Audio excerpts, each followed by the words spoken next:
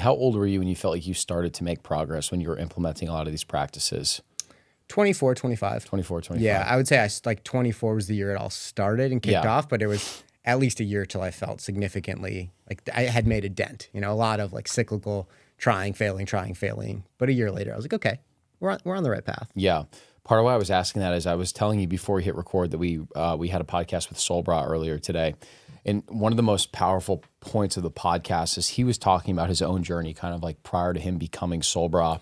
And in Australia, he kind of hit his mid-20s and realized like he was doing the consulting thing for a little bit. Corporate didn't work out. He was working like a job as a nightclub bouncer and realizing that he kind of flashed forward 10 years into the future and realized if I continue on the same trajectory, I don't really like the version of myself that I see in 10 years.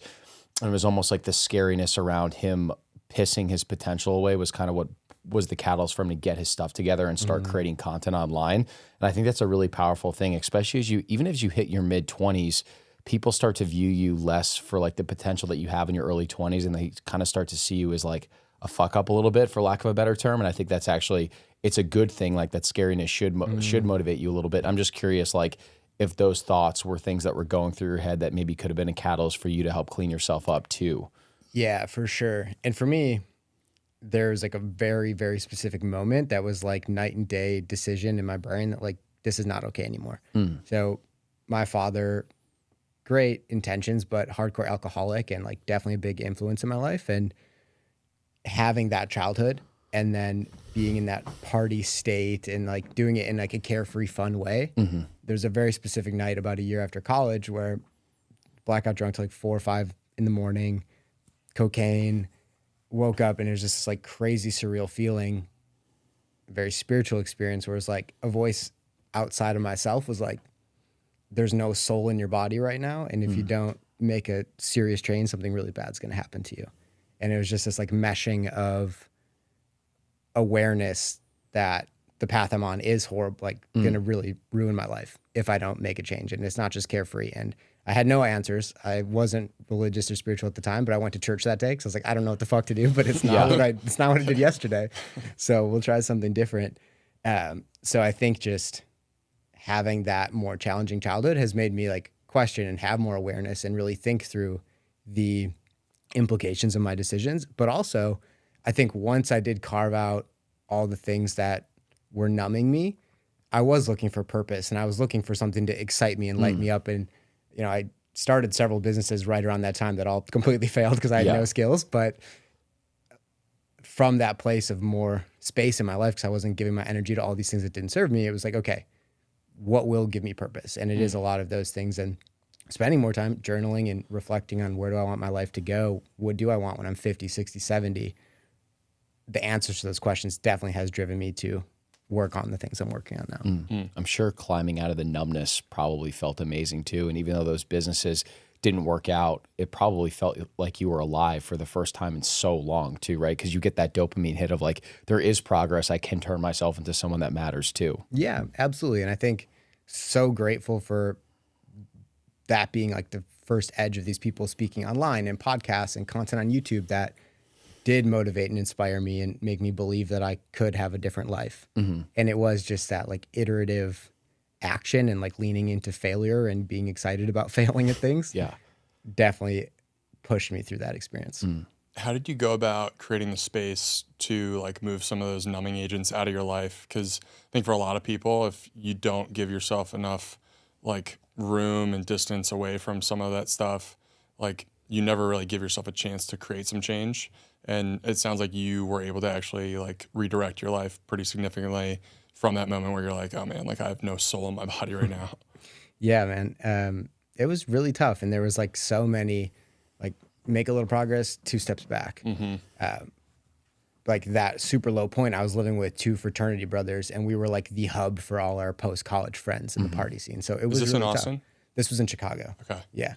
2018. And, you know, creating space, I started committing to going to a great non-denominational church on Sunday. So it was like those type of commitments. And I was like, I'm fucking going to church. So I can't get blackout drunk and do drugs tonight. Inevitably I still would. And but I would go to church and it would be horrible. So I'd be like, okay, enough pain here that next time, hopefully I do a little bit better. But it was just continue to find things that would hold me accountable to not just going down into that, like, because those are really deeply rooted brain patterns. And though that was my entire friend circle. So, but slowly I would go out with them and I would only have 2 drinks. I would say, you can have 2 drinks tonight. I was like, okay, go out and eventually be sober. And eventually it's like, okay, thank God our lease is up. I'm going to live by myself and I'm going to commit to just putting myself in a ton of new environments. So it was definitely hard. And I think one thing that makes it tough for people is that identity and sense of community. And it can be really lonely and tough when you're like hoping to make a change, but you don't have another network or another support system that's doing something different than that. Yeah, it's tough because in a lot of ways you probably still love those friends and like want to spend time with them, but everything that they're doing is dragging you in a direction that you feel is actually like pulling that spirit out of you and not giving you the things that you necessarily need and want to be working on.